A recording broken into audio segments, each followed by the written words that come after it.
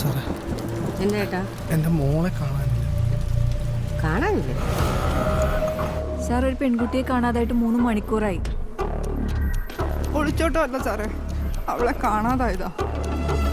എൻ്റെ മോൾക്ക് എന്താ സംഭവിച്ചതെന്ന് ഞങ്ങൾക്കറിയാം.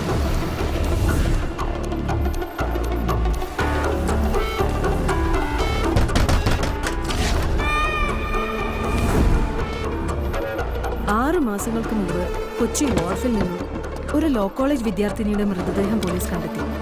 വെള്ളം പേടിയുള്ളൊരു പെൺകുട്ടി കായലിലേക്ക് നോക്കി ചാടി ആത്മഹത്യ എന്ന് പറഞ്ഞാൽ അതൊട്ടും ലോജിക്കലല്ല.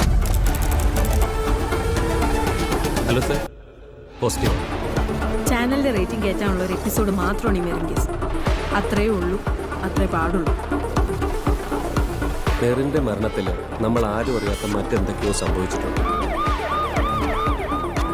ഒരു സാധാരണക്കാരന്റെ കണ്ണിലൂടെ അല്ല, പോലീസുകാരന്റെ കണ്ണിലൂടെ നോക്കാം. FIR-ഉം പോസ്റ്റ്മോർട്ടം റിപ്പോർട്ടും ചേർത്ത് വെച്ച് വായിക്കും. ആ പെണ്ണ് സൂസൈഡ് തന്നെ. മരിക്കാനുള്ള പല വഴി നോക്കിയിട്ട് അവസാനം തിരഞ്ഞെടുത്തത് കോശിനി പാലം. ഇത് ആത്മഹത്യയല്ല, കൊലപാതകം. മെറിൻ കൊല്ലപ്പെട്ടത്. ആ പേരൻസ് കൊടുത്ത ഹർജിയിൽ കോടതി ഉത്തരവായിട്ടുണ്ട് റീഇൻവെസ്റ്റിഗേഷൻ.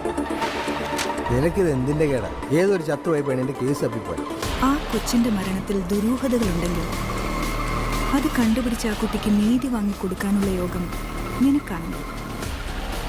അതിനുള്ള വഴി നീ തേടിപ്പോയില്ലെങ്കിലും നിന്നെ തേടി വരും. തെളിയിക്കും സാർ. അമ്മ സത്യം. മെറിൻ കേസ് ഞാൻ തെളിയിക്കും.